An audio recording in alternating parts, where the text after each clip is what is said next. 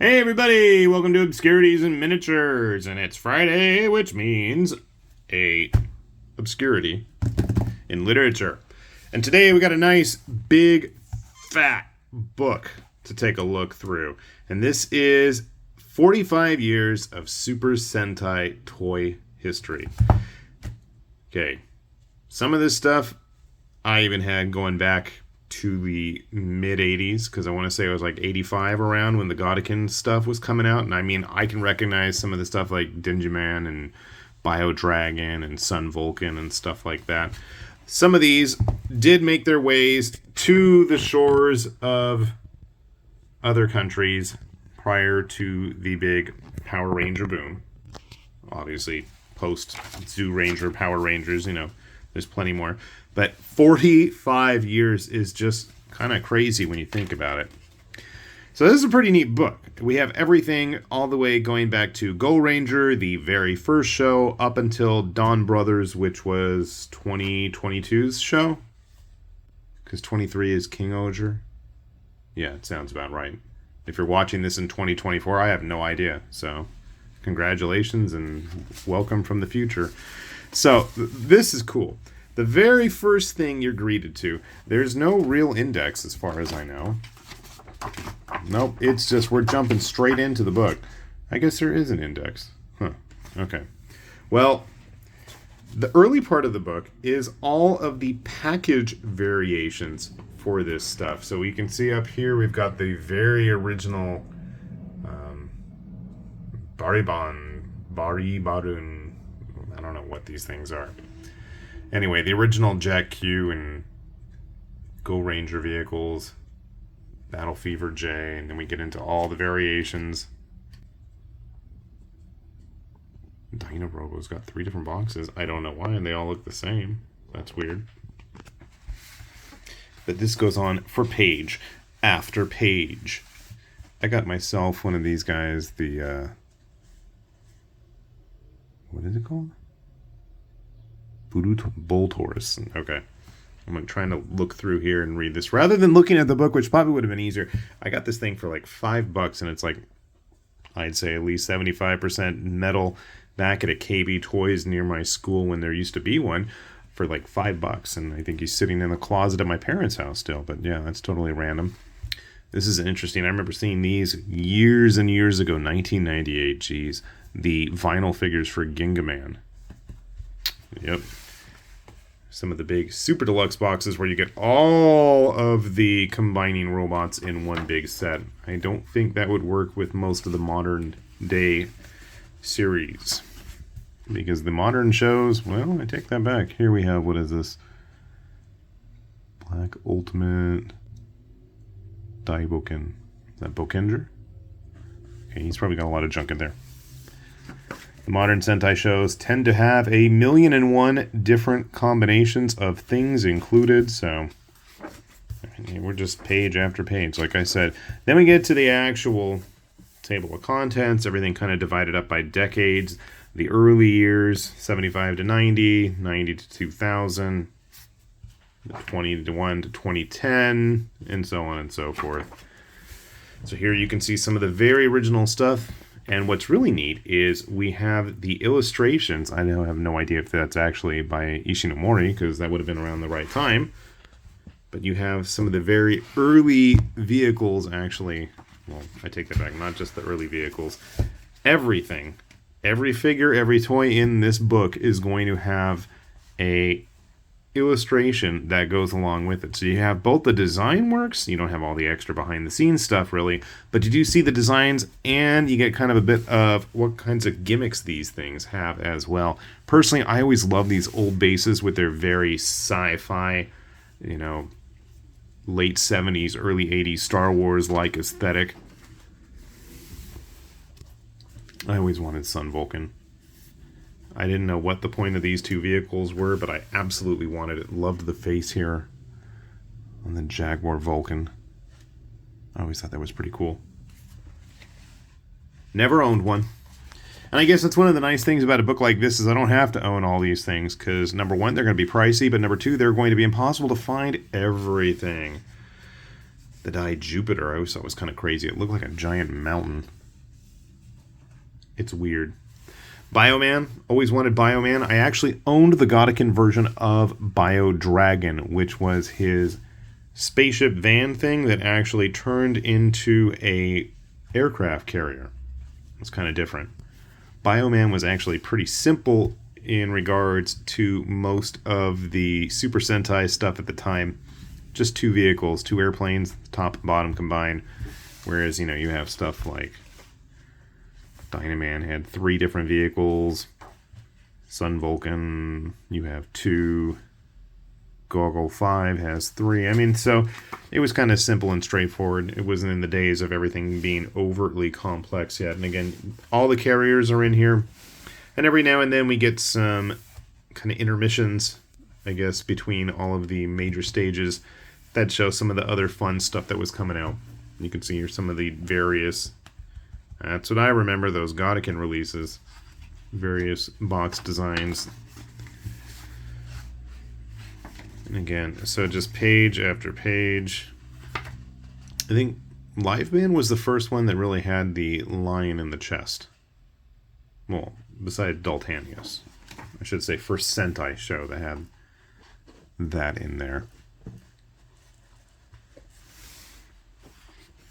Turbo Ranger. This thing was always neat. The Turbo Holder. Sorry, Turbo Builder. I can't read today. Max Magma. Sucker's huge. Dark colored versions. Jetman with Great Icarus. That was a neat design with the eagle head. I liked it. Jet Garuda.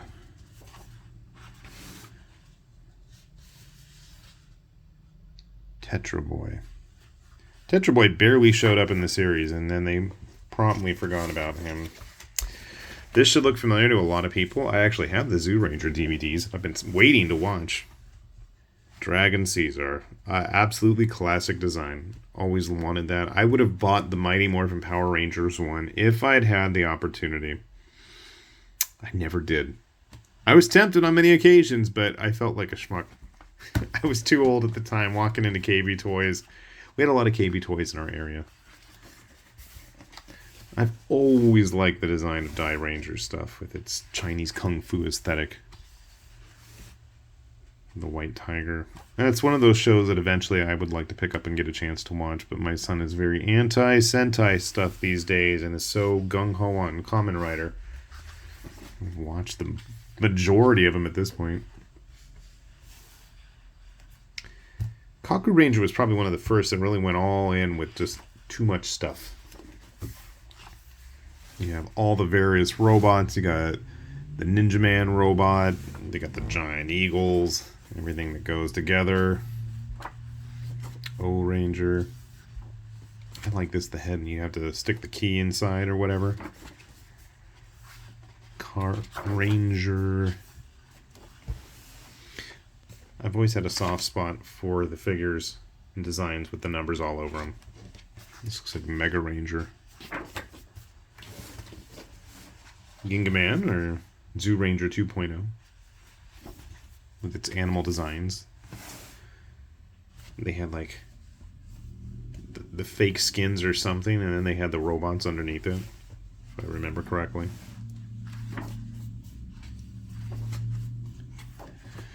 Jumping ahead to Gal Ranger.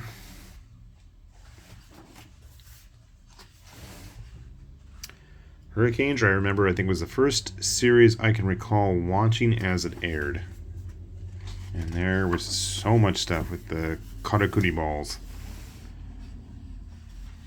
That's one thing this book doesn't show is like all the weird combinations, because I know by the time of Abba Ranger, you had all the various dinosaurs that could swap in and out for parts. And they had another big giant brontosaurus type thing. Here you get kind of an idea. They have a few of them on this page. Decker Ranger. Looks like, what's it called? The one with the engines. I can't think of it. Gollinger. That's it. I remember the tire would come rolling out. My kids watched that with the talking cars. And the bad CG dancing at the end. Shinkenger was cool. The origami animals. That one I can recall watching with the kids. That was probably the one show I think I probably watched the most of. Goseiger. Maybe that one too. Gokaiger. Gokaiger was, I think, the last one the kids were really kind of cognizant of. That was like what? What year was this? 2010 maybe? 2011? I don't know. 2011, okay.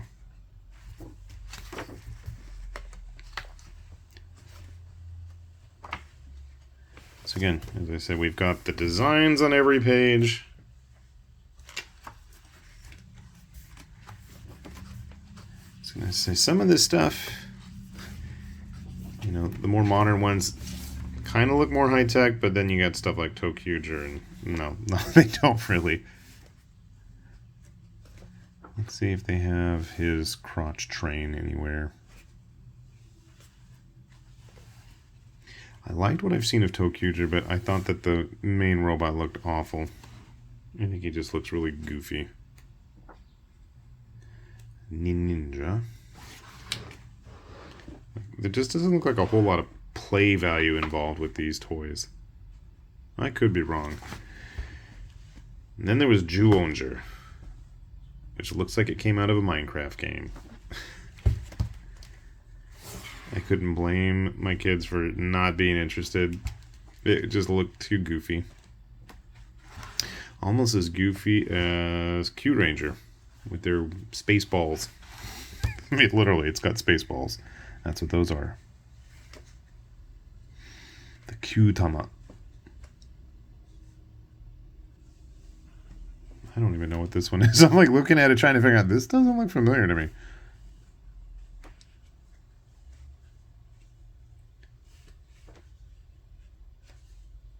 Ryunger or whatever. That kind of looks familiar. Kira Major. And then we're getting into Zenkaiger, which had some interesting stuff. They get bulkier and bulkier as they go. And then we made it to Dawn Brothers for 2022. And then the back of that, we got a little bit of interesting artisan stuff. Some of the Soul Chokokins. Things along those lines.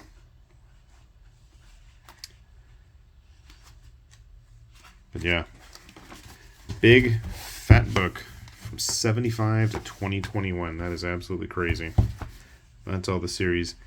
I used to have, years ago, in one piece at least, a encyclopedia of all of the Super Sentai stuff. And up until that point was about the time that Hurricaneger started, and that would have been about 2001 or so. And it's crazy just how much content had been in there at that point. Magiranger.